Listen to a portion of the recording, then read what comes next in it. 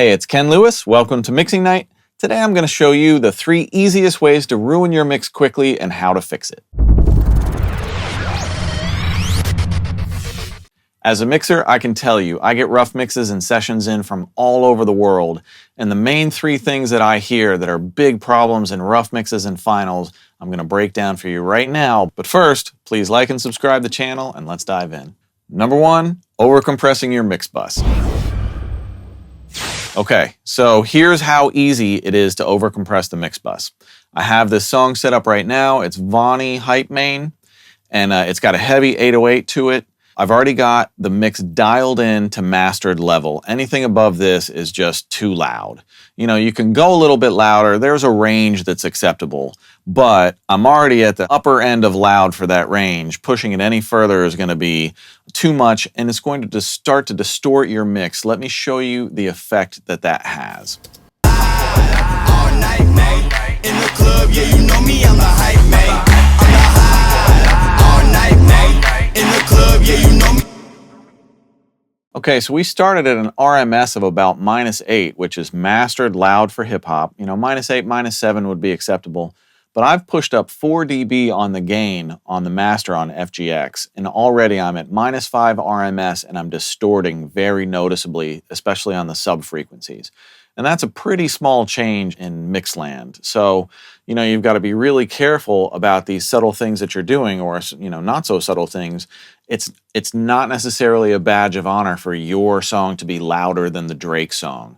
Drake's songs are plenty loud enough. That's a great target. You want to be able to have your song sit on a playlist so that, like, Posty comes on, your song comes on, Drake comes on, and it sounds consistent. You don't stand out above them, because too loud and distorted is not going to be a good look next to Drake, I assure you. Let me show you what even more distorted sounds like. All night, mate. In the club, yeah, you know me, I'm the hype, mate. I'm the high. All night, mate. I mean, that's only at +8, and just, it's already so nasty. And here's the other way that you can make this exact same mistake just by turning up the 808 itself too loud, not even the mix bus. So I'm going to bypass this. You can still see the meter. Now listen to the distortion that comes in as I turn the 808 up. All night, mate. In the club, yeah, you know me, I'm the hype, mate. I'm the high. All night, mate. In the club, yeah, you know me, I'm the hype, mate. I'm the high. I mean, it's great, all that bass. You know, in the moment on your own song, it sounds like big and fat bottom end and super energetic, but nobody wants all that distortion, and nobody wants your song to be the song that's so loud in their headphones that they need to turn it down. So you see just how easy it is to ruin your mix by turning up too loud or adding too much low end. Number 2, over de-essing the lead vocal. So I've got this Lazarus song, Sacred Circles, queued up for you. Lead vocal, I've got no de-essing on right now. I've just got compression, and you can hear those S's and T's really cut through the top of the mix. They're not too bad right now, but they definitely need a little bit of de-essing. So I'm going to let you hear them with no de-essing, then I'm going to de-ess them properly, then I'm going to ruin the mix with them. Here we go. It's in the DNA, inside your veins, the fruit of life, it must remain. All of those S's and T's just really cut through nicely. I just want to knock them back a little bit so they're a bit more in perspective, but I don't want to knock them back so much that they start disappearing. It's in the DNA, inside your veins, the fruit of life, it must remain. Key to all the things that are. That sounds pretty good right there at -27 on the threshold. The threshold is going to be dependent on wherever your particular vocal is. That's not necessarily where you should set your threshold. So this sounds pretty good. He sounds natural. The S's are there. They're audible, but they're not ripping my head off. But now, let me ruin the mix for you very quickly, simply by turning the threshold slider down.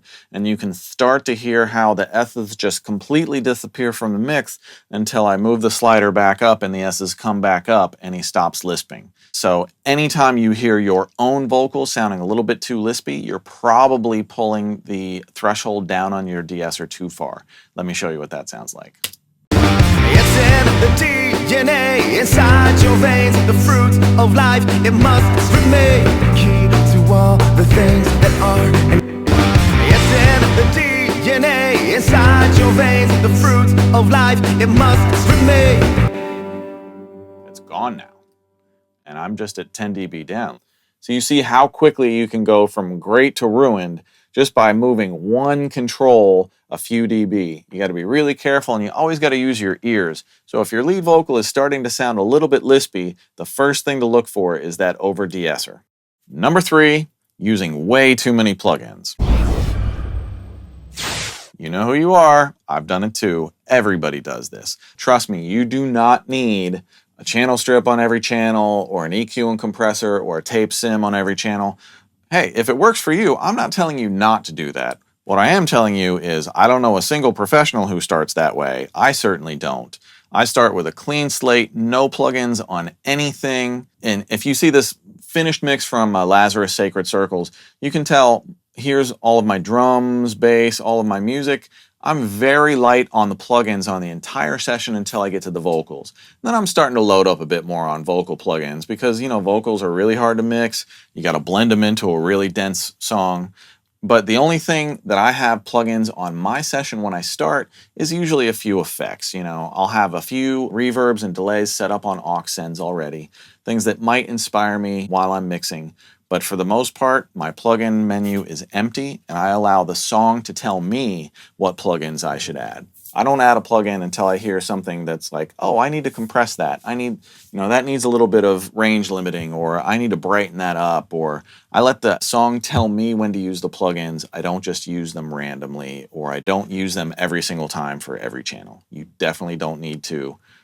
If you see the pros mix, most of the pros have very empty mixes. It's mostly about finding great balances, finding those great moods that really connect with you, and then doing a little carving with plugins, a little brightening here, a little compression there, and then, you know, you can dig into your vocals, but don't do too much and don't overthink it. Let the music tell you. So these have been the 3 ways you can quickly ruin your mix. Hopefully I've given you some great tips on how to avoid those and fix these problems when you hear them. This is Ken Lewis from Mixing Night. Please like and subscribe to the channel. I really appreciate it, and I will see you on the next video. I'm going live all night, man. In the club, yeah, you know me, I'm the hype man. I'm the hype man, you know I'm the hype man.